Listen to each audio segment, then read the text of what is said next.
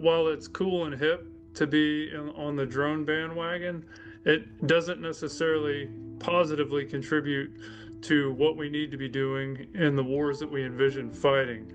Physics still matter.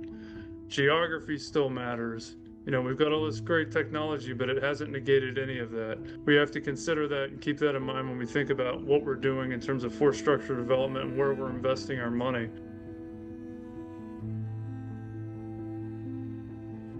I'm Dr. Amos Fox. I'm a professor of practice at Arizona State University, where I teach in the Masters of Global Security program. I'm also the managing editor for Small Wars Journal. I'm a retired Army officer, retired as a lieutenant colonel, where I served 24 years as an armor officer.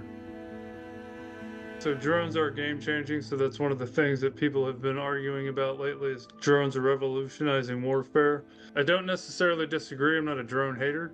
But at the end of the day, they're not strategically relevant in a way that people are conflating them to be. I tie the article to land war in particular.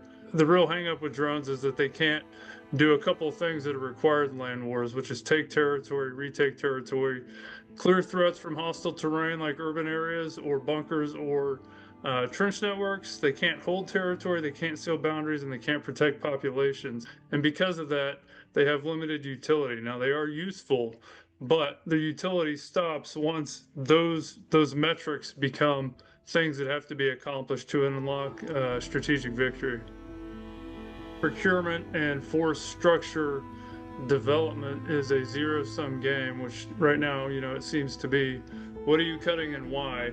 And are you cutting things that contribute to these requirements of land warfare or land wars, right? It's important to remember that situation matters, right? Everything's contextual. There is no one big broad answer to current wars and or the future of war. You need to look at the threat, right? If we think about China, how are we going to be fighting? Where are we going to be fighting? And what's the requirement for that?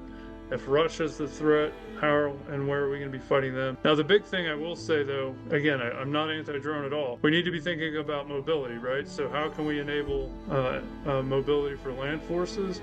Well, drones are a key part of that.